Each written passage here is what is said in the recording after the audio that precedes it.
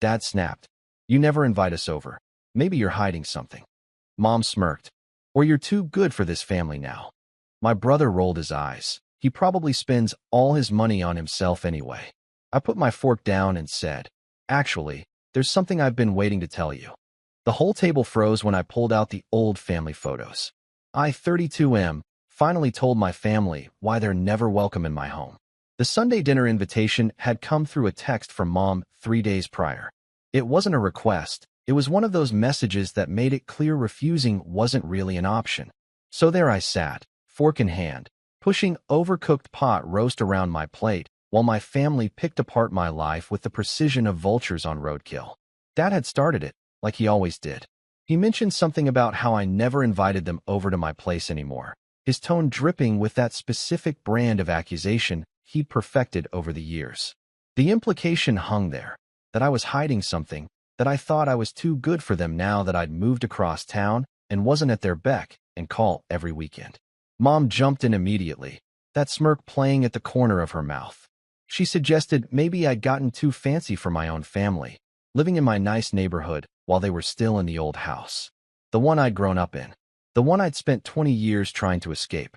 My brother, sitting across from me with that perpetual look of bored superiority, rolled his eyes and added his contribution.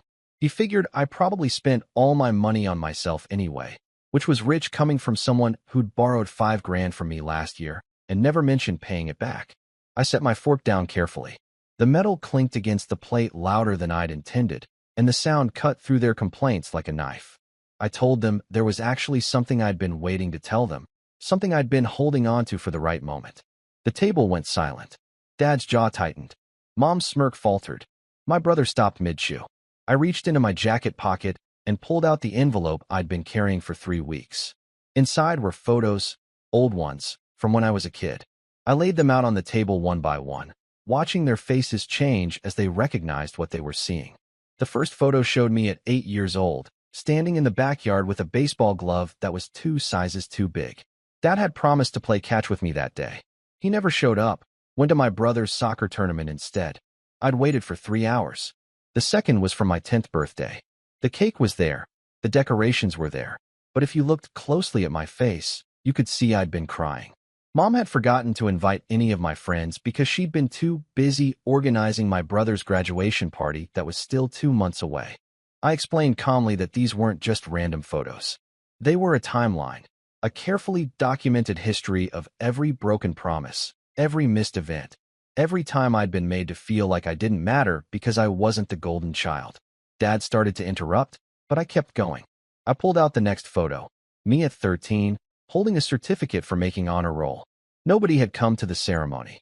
They'd been at my brother's football game, even though he spent most of it on the bench. Mom's face had gone pale. She tried to say something about how I was remembering things wrong, how they'd always treated us equally. But her voice lacked conviction. I continued laying out the evidence. Photo after photo, each one a small wound that had never quite healed. My high school graduation where they'd left early to beat traffic. The art show where I'd won second place and they hadn't bothered to come at all. The college acceptance letter I'd shown them, only for Dad to grunt and go back to watching my brother's playoff game on TV. My brother had the decency to look uncomfortable now. He pushed his plate away slightly. I explained that I'd spent the last 6 months in therapy, working through all of this. My therapist had suggested I might never get the closure I needed, but that documenting everything had helped me understand it wasn't my fault, that I hadn't deserved to be treated like an afterthought in my own family. The reason I never invited them over, I told them, wasn't because I was hiding anything. It was because my home was the one place I'd built where I felt valued, where I'd surrounded myself with people who actually showed up when they said they would, where I wasn't constantly competing for scraps of attention with my brother's latest accomplishment. Dad tried to defend himself then. He claimed they'd done their best, that raising kids was hard, that I was being dramatic. His face was red now, that vein in his forehead pulsing the way it did when he got angry. I pulled out another photo. This one was more recent, from 2 Christmases ago. I'd hosted dinner at my place that year, the one time I'd actually invited them over. In the photo, you could see me in the background, setting the table I'd spent hours preparing. In the foreground, Mom and Dad were both on their phones, texting with my brother about his new job offer. They'd barely touched the food. They'd left before dessert. That was when I decided they wouldn't be coming back. Mom started crying then. Those manipulative tears she'd always been good at producing. She insisted they'd always loved me, that I was being unfair, that families weren't perfect, but we were supposed to stick together. I agreed that families weren't perfect, but I pointed out there was a difference between imperfection and consistent neglect. I told her I'd spent years making excuses for them, convincing myself that maybe next time would be different, that maybe if I just tried harder, achieved more, made myself impossible to ignore, they'd finally see me. But I was done trying. My brother finally spoke up. He said I was overreacting, that this was ancient history, that I needed to let it go. His voice had that dismissive quality it always carried when my problems interfered with his comfort. I looked at him directly and asked if he remembered my college graduation. He hesitated, then nodded. I asked if he remembered giving his speech at the ceremony. He'd been the student speaker for his master's program, which happened to be the same day as my undergraduate graduation.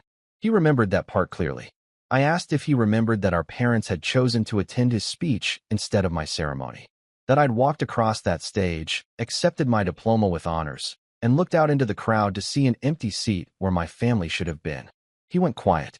I told him I didn't blame him for being the favorite. That wasn't his fault. But I did blame him for never once acknowledging it, for never standing up for me, for acting like I was crazy whenever I pointed out the obvious imbalance. The table had gone completely silent now. Even the sound of forks on plates had stopped. I gathered up the photos slowly, putting them back in the envelope. I explained that I wasn't doing this to hurt them or to start a fight. I was doing it because they'd asked why they weren't invited to my home, and they deserved an honest answer. My home was my sanctuary. It was where I'd built a life with people who respected me, who showed up for me, who treated me like I mattered. And I wasn't going to pollute that space with the same dynamics that had made my childhood so lonely. Dad slammed his hand on the table. He said I was being cruel, that after everything they'd done for me, this was how I repaid them. He listed off the things they'd provided: food, shelter, education, as if meeting basic parental obligations erased years of emotional absence. I stood up then. I thanked them for dinner and told them I'd be leaving. Mom grabbed my arm, begging me not to go, saying we needed to talk about this properly. But her grip was weak, and her eyes weren't meeting mine. I gently pulled away and explained there was nothing left to talk about. I'd said what I needed to say. They could do with that information whatever they wanted. But the boundary remained. My home was off limits, and I was done pretending everything was fine. My brother called after me as I headed for the door. He asked what I wanted from them, what would make this right. I paused in the doorway and turned back. I told him honestly that I didn't know if anything could make it right. The damage was done. But if they wanted any relationship with me going forward, it would need to be different. It would require them to actually acknowledge what had happened, to stop gaslighting me about my own experiences, to treat me with the same consideration they'd always shown him. Whether they were capable of that remained to be seen. Update 1. 3 weeks passed without contact. No calls, no texts, nothing. Part of me had expected that. It was their usual pattern when confronted with uncomfortable truths. Ignore it long enough, and maybe it would go away. But I'd underestimated Mom's need to control the narrative. She started calling my extended family. Aunts, uncles, cousins I hadn't spoken to in years suddenly had opinions about my behavior. My phone blew up with messages from relatives telling me I was being disrespectful, that I should apologize, that family was everything, and I was throwing it away over nothing. The story Mom had told them was predictably distorted. According to her version, I'd shown up to a nice family dinner and attacked them out of nowhere with false accusations, trying to destroy the family because I was jealous of my brother's success. I'd anticipated this might happen, which was why I'd made copies of everything. I sent a group message to every family member who'd contacted me. Attached were scans of the photos, along with a brief, factual timeline of events. I didn't editorialize. I didn't add dramatic flair. I just presented the evidence and let it speak for itself. The responses varied. Some family members went silent. A few apologized for jumping to conclusions. My uncle, Dad's brother, called me directly. He said he'd always suspected something was off about how they treated me compared to my brother, but he'd never felt it was his place to interfere. He apologized for that now. Mom was furious about the group message. She called me screaming, accusing me of trying to humiliate her in front of the whole family. I let her vent for about 30 seconds, then calmly explained that she'd started this by spreading lies. I was simply correcting the record. She hung up on me. Dad's response came 2 days later, in the form of an email. It was long, rambling, and mostly defensive. He insisted they'd always tried their best, that if I felt neglected it was because I'd been an easy kid who didn't demand attention like my brother had.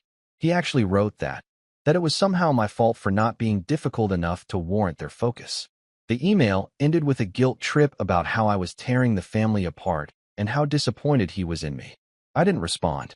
My brother reached out separately. His message was shorter, less hostile than I'd expected.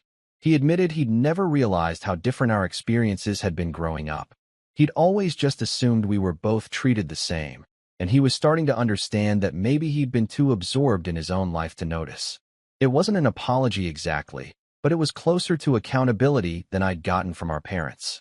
I told him I appreciated his honesty, but that I needed space to process everything. He said he understood. The distance felt good, necessary. For the first time in my life, I wasn't organizing my schedule around their expectations or bracing myself for the next disappointment. I was just existing, peacefully, in the life I'd built. Update 2. 2 months after the dinner, I got a call from my brother. He wanted to meet for coffee, just the two of us. I was hesitant but agreed.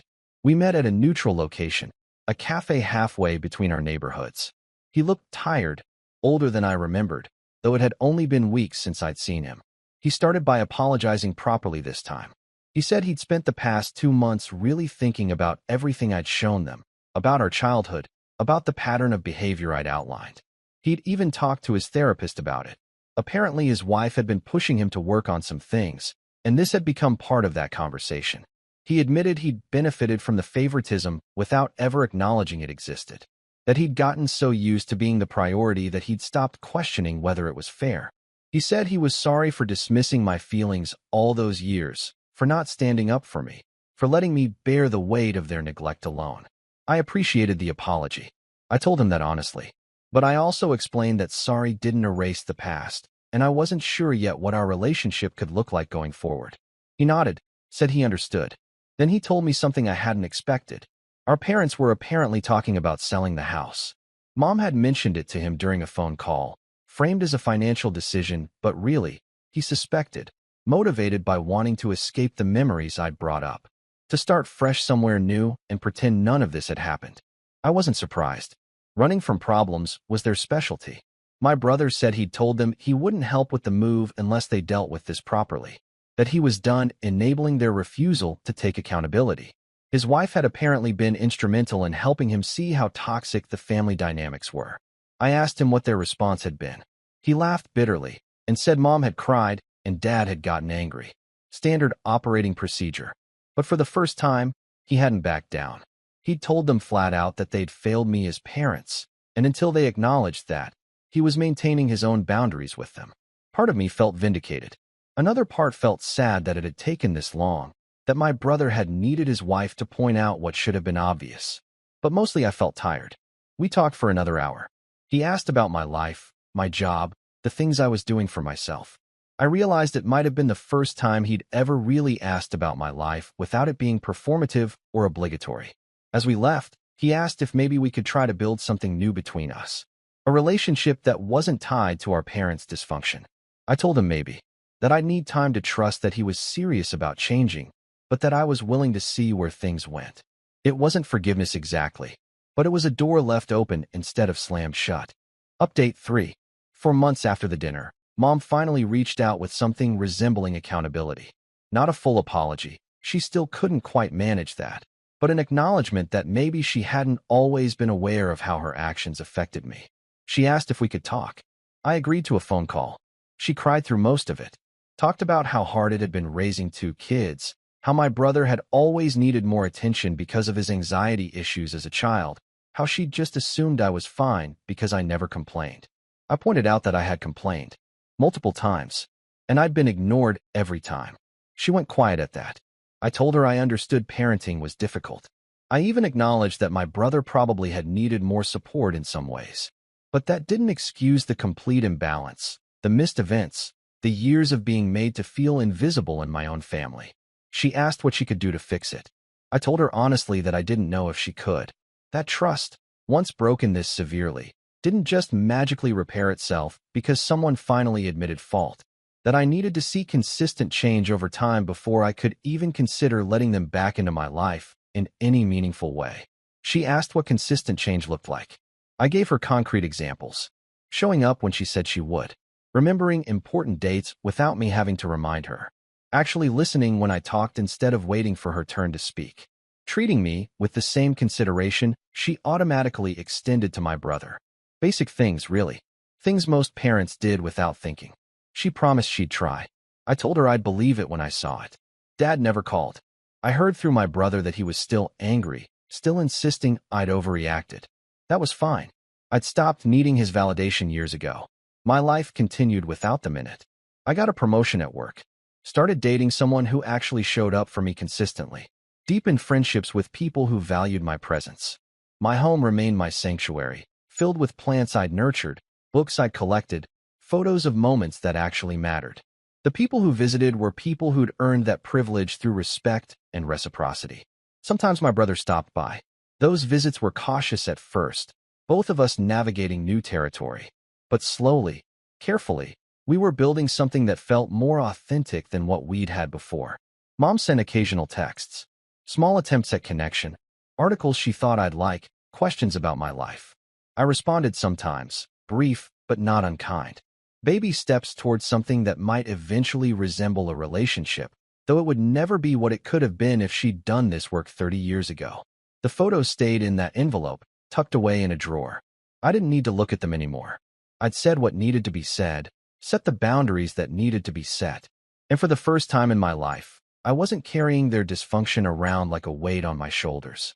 I'd put it down, left it at their table with that uneaten pot roast, and walked away into a life I'd built entirely for myself. That was my revenge, not destruction, but liberation. Not hurting them, but finally, completely, choosing myself.